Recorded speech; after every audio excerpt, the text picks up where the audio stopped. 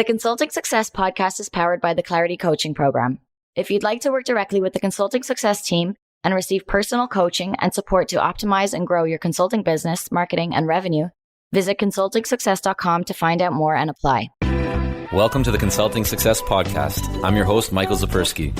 In this podcast, we'll dive deep into the world of elite consultants, where you'll learn the strategies, tactics, and mindset to grow a highly profitable and successful consulting business. Hey everyone, it's Michael Zapersky here, and today I'm with Dan Rockwell. Dan, welcome. Thank you. Good to be here, Michael. So Dan, I'm excited for this conversation. You're the author and owner of Leadership Freak, which is a great name, but you do leadership coaching and run your training business. Your work has been featured in Inc. magazine. I think you're a top 50 leadership and management expert. You've written for American Marketing Association, Deloitte Leadership Academy, Huffington Post, a whole bunch more that we're not going to spend time naming here because there's too many of them. But let's talk about your blog, because it seems that a lot of success, and you'll tell me if I'm wrong here, but a lot of what you're known for or where people find you is through your blog. So just share with us for a minute, what kind of impact has your blog had on your career? Well, it totally changed my life, our life. I just said to my wife the other day, I said, I think writers would love to make money writing. And in the end, everything that I'm doing comes from that. I started 10 years ago, 11 years ago. I had no plan. I did not use it as a business tool. I wasn't writing so I could get speaking engagements, but about a year and a half in, I got my first speaking engagement, and it's all history since then. So we're not going to let you off the hook that easily. I want to dive deeper into that. So, you started writing, but there's people out there that also write and don't necessarily see much traction from it. Why do you think that your work specifically led to then people reaching out to you? What were you doing to promote it, if anything at all? Well, I started the writing thing. I think I got on Twitter approximately the same time, and I was just experimenting. Right. So I didn't really have a plan. But why did the traction happen? And I'm not exactly sure, but I can tell you that there are two or three things that people mention to me, a couple of things anyway. One is it's brief. And there's a reason why it's brief. And so it's kind of cool. People say, I love to read your blog. It's short. It's not like, I love to read your blog. You're such a great author. You put together words so wonderfully. No, they never do that for me. Well, they probably think that. They just don't say it, Yeah. So, but anyway, it's brief. And it's brief because really everything you see on the page is for me. I'm writing for me. I write what I want to write on the page is what I want to see. I never think about, I wonder what the people in the health sector would like to see here. So I have a short attention span. I do not like reading long articles, especially online. I mean, I can, paper, we were just talking about books before we got on. Paper's fine, but online, I don't want long articles. And so I write briefly because I want to read briefly. So I do that for me. And when you say that you're writing for yourself, tell me a little bit more about that. Like, do you mean that the actual words that you're putting on paper, that you're doing that for yourself? Or is it just you're just kind of thinking about what would you like to read? I'm doing it mostly for myself. Now, when I say that, I don't mean what I would like to read. I mean, it's either a form of expression, and I love to write frustrated. So, there's a problem somewhere. I've just had a conversation with a leader and, something's going wrong in the organization. And sometimes coaching clients will send me a note and say, I see myself in that one. And that's awesome. Nobody knows who it is. And I'm always protecting people's identity. But so I write to solve my own problems, to solve things that are bugging me. I love to get up in the morning, and I'm trying to do it more the day before now, but I love to get up in the morning, put my hands on the keyboard and have something that I'm angry about. Now, you don't publish the anger, right? The anger is just the fuel. What I'll do is sometimes I'm using the I voice, right? So when I first write, it's I. But I always turn that around to you. I just want to shift the focus. And the anger stays here, and the solution and kind of the process goes out. Right. So maybe I'm frustrated with something. I don't want to read some raging maniac. You know what I mean? Right. So some people might, but yeah, most people don't. So, I think what's interesting also you mentioned is that your posts are quite short, right? I think 300 words or less reminds you a little bit of, Seth Godin in terms of his very short, succinct, to the point posts that obviously has great traction and a very strong following. How many website visitors do you receive roughly per month? Well, that's a great question. I haven't checked for a while, but unique visitors would be somewhere around 75,000 to 100,000, something like that, unique visitors. Yeah, because I think that from our research here, you have over 400,000 people on your email list. Is that accurate? Yeah, that's not the email list exclusively, but the subscribers and, there's different kinds of subscribers and that kind of stuff. Okay. Yeah. So I'm bringing this up because there's things like vanity metrics. People throw out big numbers and what those numbers really mean. But the reason why I'm mentioning this is because a lot of people these days will tell you, you need to write thinking about Google and the search engines and search engine optimization. You strike me as the kind of person that probably isn't thinking too much about, the different words to use to be ranked higher. And you're certainly not writing for length, which is something that Google is known for really, appreciating or giving more favor to. Yet you're getting a lot of inbound visitors and building your list. Any thoughts about that specifically?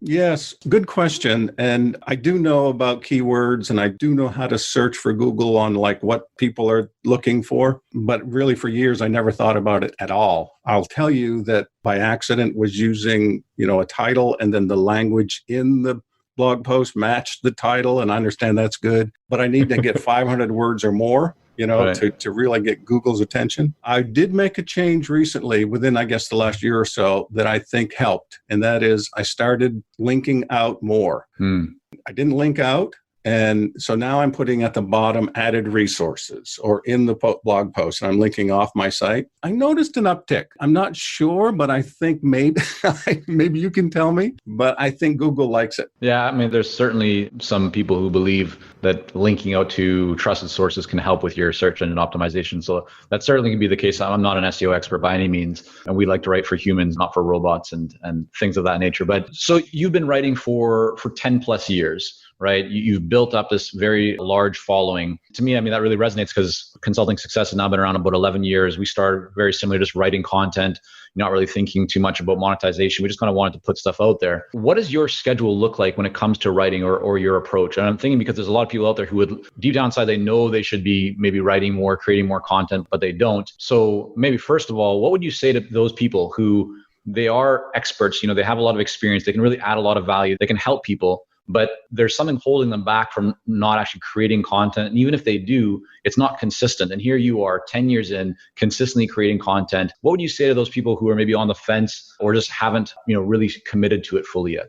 Give up on perfection. I think part of the problem with all of us is we just keep, perfecting. And I made a commitment to myself that I would write every, 5 days a week that first year. I had no idea what that meant, but it meant that I had to get something out every day. So now I have a basic kind of deadline.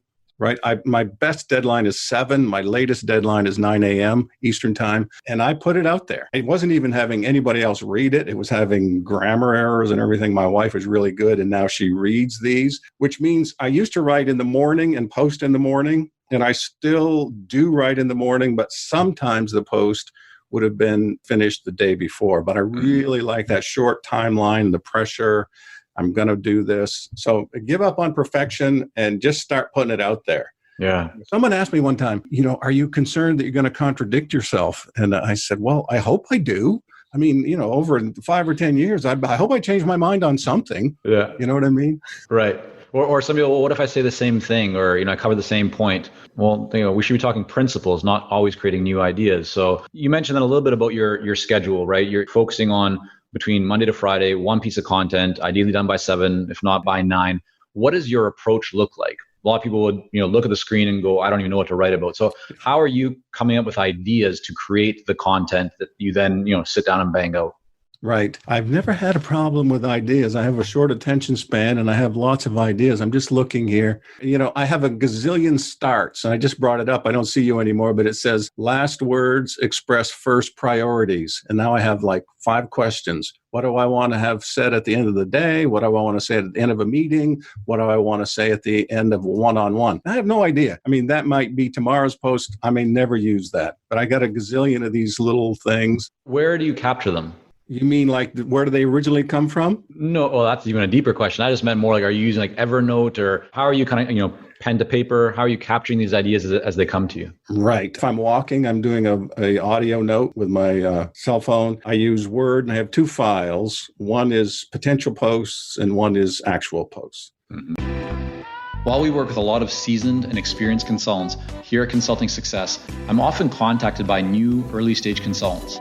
Invariably, the question I'm asked is, what are the steps I should take to become a successful consultant and grow my consulting business to my first 6 figures per year? Well, I'm excited to announce that we've opened the doors for our Momentum program. This is our most popular program for early stage consultants, and it has helped almost 1,000 consultants to start, run, and grow successful consulting businesses. It gives you the step-by-step plan to help you with your messaging, your fees, and pricing strategies, how to win more proposals, how to go to market more effectively, developing a marketing system to generate leads consistently, and so much more. And right now, until September the 19th, you can sign up for Momentum and get 50% off the regular price by going to consultingsuccess.com/audio. That's consultingsuccess.com/audio, AUDIO. Only 100 spots are available to join Momentum and get 50% off. This deal is only available until September the 19th or until all 100 spots are gone. We won't be opening up new spots in this program for several months, so don't wait. Go to consultingsuccess.com/audio. That's consultingsuccess.com/audio, AUDIO.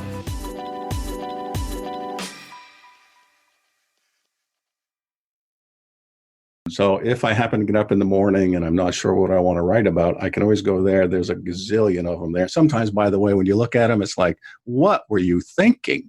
Yeah. I have those where I take notes and I don't even know what I was writing. Like I can't comprehend what I was trying to say, but maybe it'll come back to me in the future. It's okay. So you're kind of noting something down. And have you found, Dan, as well, that once you start to commit to publishing consistently, the ideas that before maybe you thought like, what would I write about and how could I keep it up? That there's just ideas everywhere. Like you're never running out of new ideas because you're always thinking of things. Is that true for you as well? Absolutely, because I know tomorrow morning I want to post something. It's always on my mind. I have a coaching call. I just had a call with a client before we got on. I don't know if I'll use anything from it, but there's a lot of fodder. There's a lot of things going on and I'm seeing it everywhere. Hey, it's Michael here, and we'll be right back to the podcast. But first, are you ready to grow, scale, and take your consulting business and marketing to the next level? If so, our Clarity Coaching program may be a great fit for you. You'll work with our experienced team to set up a strategic plan for your business and coach you step by step in areas like how to consistently attract more leads, develop a magnetic message that resonates with your ideal clients, strategically package and position your services, earn higher fees, win more proposals, and scale your business. To find out more about Clarity Coaching and apply, go to consultingsuccess.com and click on coaching. So now that let's say you've sat down, you've banged out that piece of content, what do you now do to promote it? You have obviously hundreds of thousands of people that are kind of following you in your email list and so forth, but walk us through what are you doing to drive people to view and consume that content? Right. Well, obviously there's the people who have subscribed. So they're going to get this in email. I have email subscribers. I have WordPress subscribers. There are 2 different kinds, but they're going to get it that way. So I'm using a tool called Meet Edgar. Meet Edgar, you're familiar with Meet Edgar? I am, yeah. Love it. But for everyone who's listening or watching that doesn't know, just describe what it does. So Meet Edgar will manage my social media posts. So I'm posting to LinkedIn, Facebook, Instagram, and Twitter. And Twitter is the main, I put much more content out on Twitter. I'm posting like maybe 2 or 3 times a day on the other channels. But Meet Edgar, I put the content in, I label it, it gets scheduled. And so it's all my content, but I'm not there all the time, having to put it out. So, and that has been a great asset. And are you doing all that yourself or someone helping you with that? I'm doing that. Everything you see, I'm doing.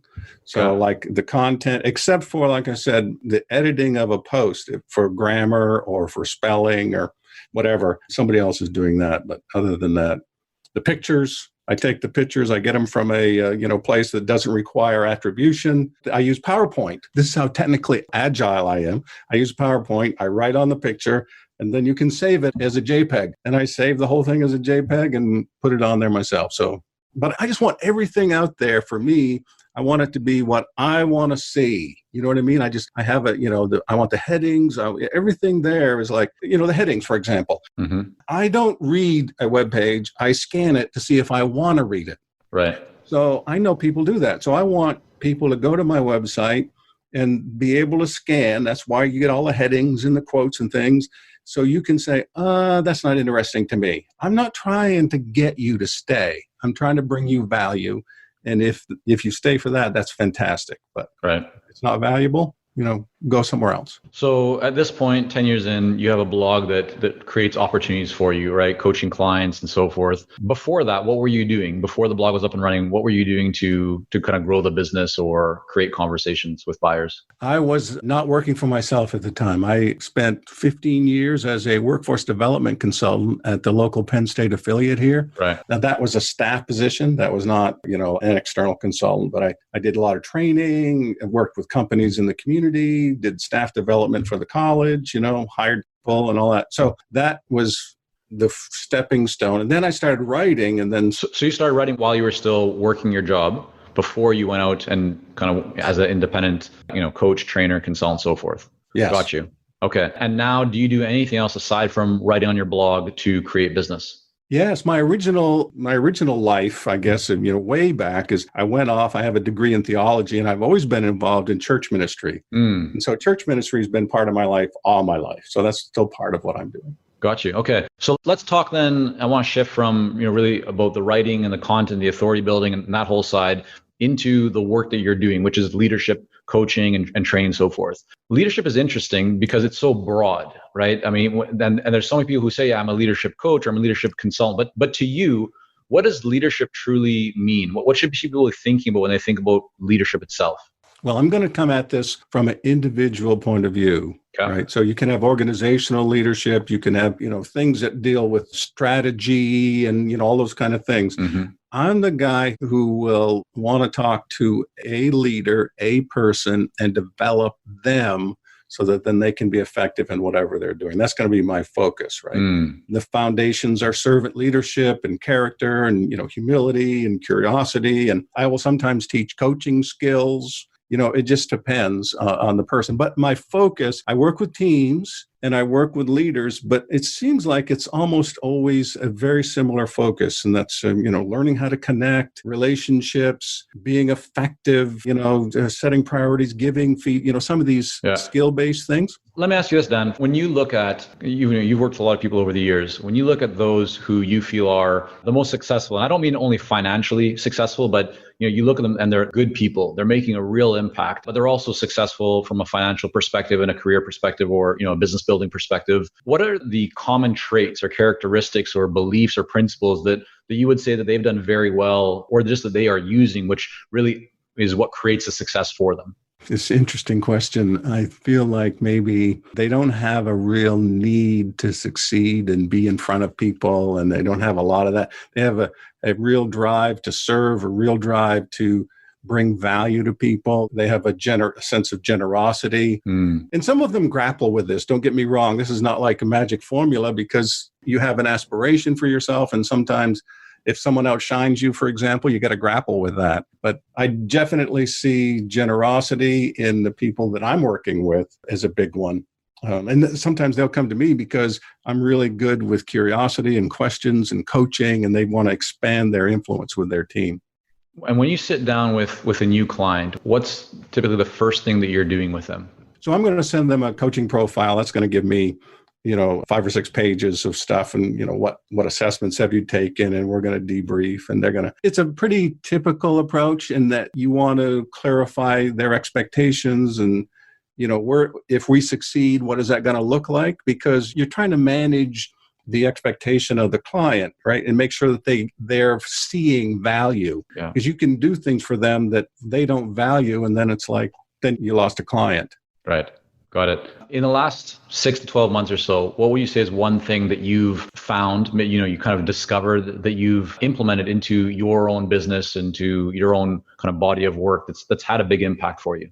Well, I always have felt like I think coaching is a lot about curiosity and forward-facing questions. Okay, So coaching is not therapy, right? I'm not going to go, we're going to move forward. And banter and advising and like kind of saying like what I think and all of those kind of things, it's taken me quite a while to become comfortable with that. And I am finding that people do enjoy hearing what someone else thinks. They value my opinion. They know I've talked to a lot of leaders, and they're kind of curious. I think there's been a move to include a little banter in the sense of I can be a machine gun with questions. And that's not always the best.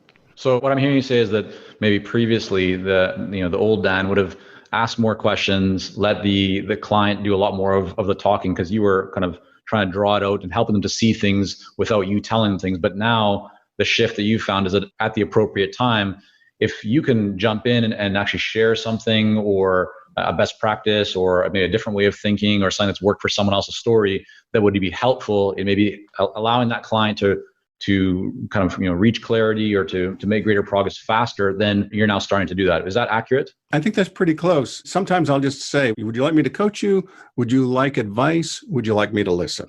So the client is still, I want the client to be in the driver's seat. Mentoring, I do a little bit of mentoring. I'm in the driver's seat. I'm going to take us where where you want to go, but I'm going to kind of do it my way. Mentoring is a little different for me. But in the coaching relationship, I want to let you be in the driver's seat. And so you can tell me. And I'm constantly checking with my clients as like, well, how's the ratio of, curiosity to advice? How's that going for you? What's really working? So they can still be in control of the conversation. And so you ask that at almost every kind of coaching session or every, once a quarter, or how frequently you say that you're kind of trying to keep a pulse on that? Yeah, early on, I'm going to do it a little bit more. For example, I'm going to have a second call tomorrow with a new customer, a new client. Yeah. And one of the first things I'm going to ask is, talk to me about the ratio of question to advising or suggestion that we had in our first call. What felt good to you? So I'm going to do that regularly. I'm going to start the conversation by saying, if this conversation is a fantastic conversation, what will happen? And again, I'm serving them. Yeah. So. Yeah, definitely. Well, Dan, thank you so much for coming on here today. I really appreciate your insights and especially, some of the story of how you got to where you are and what you've been doing with your blog. I hope that encourages others to, commit to putting out their content, whether that's in written form or it's an audio or video. You can make a greater impact by, putting it out there. So, you're a very good role model for that. So I really appreciate you coming on, Dan. I also want to make sure that people can learn more about your work and see it firsthand. So where's the best place for them to go? They can send an email to Dan@Leadership Freak, or I'm very fortunate, if you go to Google and type in Leadership Freak, you're probably going to find me. Yeah. There aren't too many leadership freaks. Well, actually, maybe there are, Dan. But anyways, there are. You own it. So there you go. You are the official leadership freak. Thanks so much, Dan. Thank you. Thank you for joining us on this episode of the Consulting Success Podcast. For more episodes and to subscribe, rate, and leave a review, head on over to iTunes. And if you'd like to develop consistent lead flow and a highly profitable consulting business, learn more about our coaching programs at consultingsuccess.com.